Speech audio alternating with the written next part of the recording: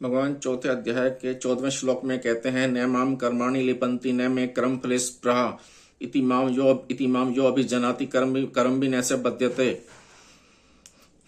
इति माम जो अभिजनाति, मनुष्य में जब कामनाएं उत्पन्न होती हैं तब उसकी दृष्टि उत्पत्ति विनाशील पदार्थों पर रहती है।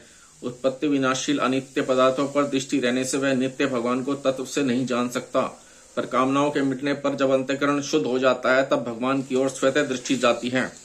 भगवान की ओर दृष्टि जाने से मनुष्य जान जाता है कि भगवान प्राणी मात्र के परम मित्र हैं। इसलिए उनके द्वारा होने वाली मात्र क्रियाएं प्राणी मात्र के हित के लिए होती हैं। भगवान तो जीवों को कर्म बंधन से रहित करने के लिए उन्हें मनुष्य शरीर देते हैं, पर इस बात को न समझने के कारण जीव कर्मों से नए नए संबंध मानकर और बंधन उत्पन्न कर लेता है। इसलिए कर्तापन और फलेच्छा न होने पर भी वे केवल कृपा करके जीवों को कर्म बंधन से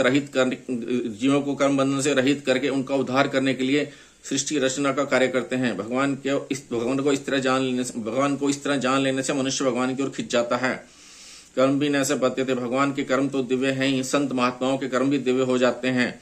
वास्तव में संत महात्मा ही नहीं, मनुष्य मात्र अपने कर्मों को दिव्य बना सकता है। जब कर्मों में मलिनता, कामना, ममता, आसक्ति आदि होती है तब तक वे कर्म बांधने वाले हो जाते हैं। जब मलिनता के दूर होने से जब कर्म दिव्य हो जाते हैं तब वे उसे नहीं बांधते। इतना ही नहीं, वे कर्म उस कर्ता को और दूसरों को भी जो उनके अनुसार आचरण करते हैं उनको भी मुक्त करने वाले हो जाते हैं। अपने कर्मों को दिव्य बनाने का सरल उपाय है संसार से मिली हुई वस्तुओं को अपनी और अपने लिए न मानकर संसार की और संसार के लिए मानते हुए संसार की सेवा में लगा देना। विचार करना चाहिए, हमारे पास शरीर आदि जितनी भी बाह्य वस्तुएं हैं उन सबको हम साथ लाए नहीं और जाएंगे भी नहीं।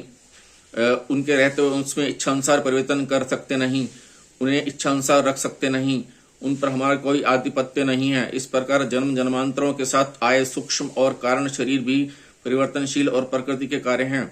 इसलिए उनके साथ भी हमारा संबंध नहीं है। वे वस्तुएं अपने लिए नहीं है, क्योंकि उनके मिलने पर भी अभी और मिले ऐसी इच्छा रहती है। यदि ये वस्तुएं अपने लिए होती तो और मिलने की इच्छा न होती।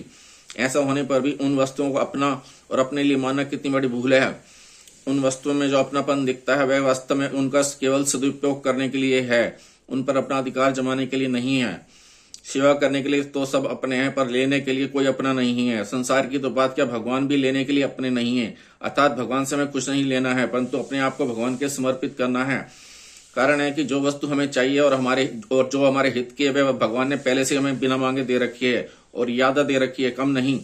हमारी जरूरत को जितना भगवान समझते हैं उतना हम समझ नहीं सकते, क्योंकि भगवान की उदारता अपार है। उनके सामने हमारी समझ तो बहुत ही अल्प है। इसलिए उनसे मांगना किस बात का, जो कुछ हमें मिला है उसी को हमें सदुपयोग करना है। वस्तुओं को अपनी और अपने लिए न मानकर निष्काम भाव पूर्वक दूसरों के हित में लगा देना ही वस्तुओं का सदुपयोग है। इससे कर्मों और पदार्थों से संबंध विच्छेद हो जाता है और महान आनंद स्वरूप परमात्मा का अनुभव हो जाता है।